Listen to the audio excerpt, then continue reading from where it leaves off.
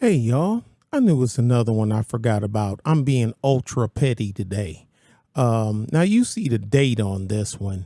Now it'll come out. I forgot. And I said I got my news stack is so big. Like I'm telling y'all, I could have two editors and researchers, and I can do news videos all day, and I probably could probably do 5, 6 relative news stories a day, but I don't have the time.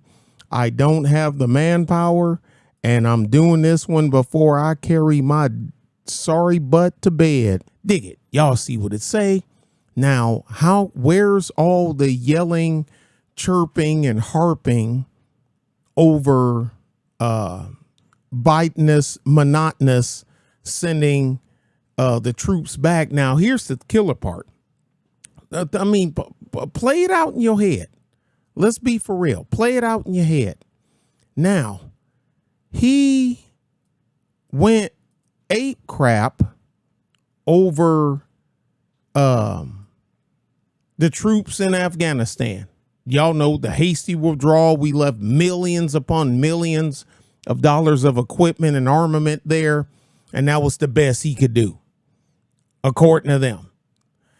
But now, because we shouldn't have been there anyway, Trump removes the troops from Somalia, and Biden administration sends them back and then chides the Trump administration for removing them, saying they should have stayed. Let's go. Let's go.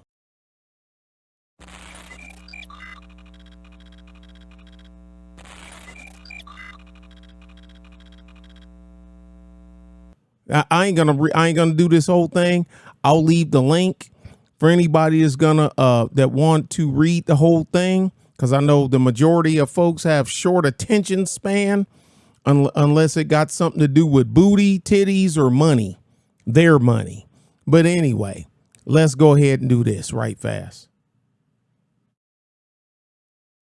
This decision was based on a request from Secretary Austin and included advice from senior commanders and, of course, concern for the safety of our troops who have incurred additional risk by deploying in and out of Somalia on an episodic basis for the past 16 months. Shifting to a persistent presence will not change the... It's been more than 16 months. We've been in Somalia off and on, since 06. 05, 06. Then we heavy presence. Then, we all know about the big issue over there. I ain't gonna say it because of the algorithm. And then the drawdown. Then Obama cranked it up some. Trump done some airstrikes, then withdrew them out because the Biden administration said that they wanted them out before he took office.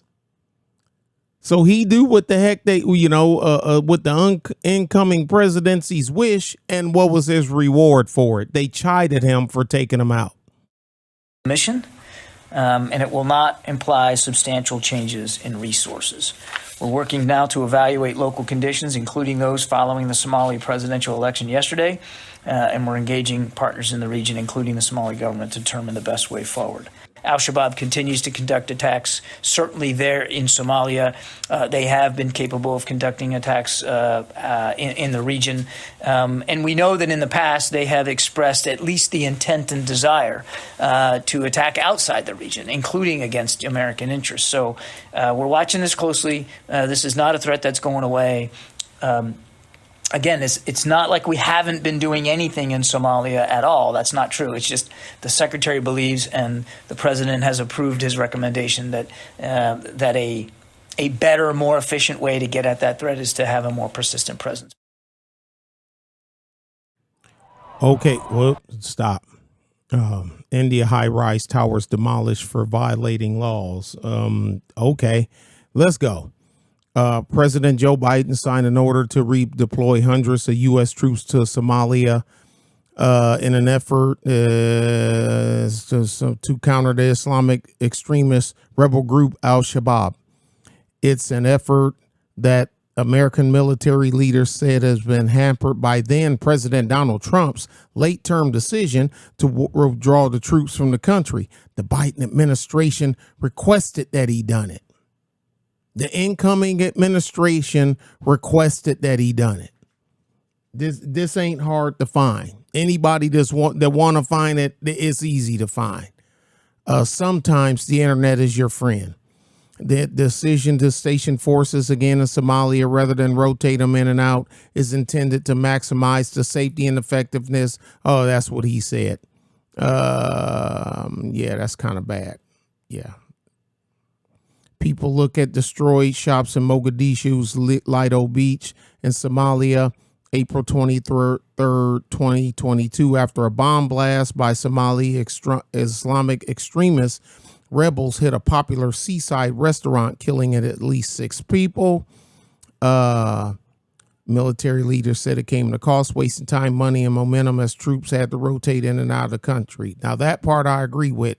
Being a former combat armed soldier, that part I agree with. Just leave me here. Don't move me in and out. Just leave me here. You know, Defense Secretary, yeah, we heard what he said.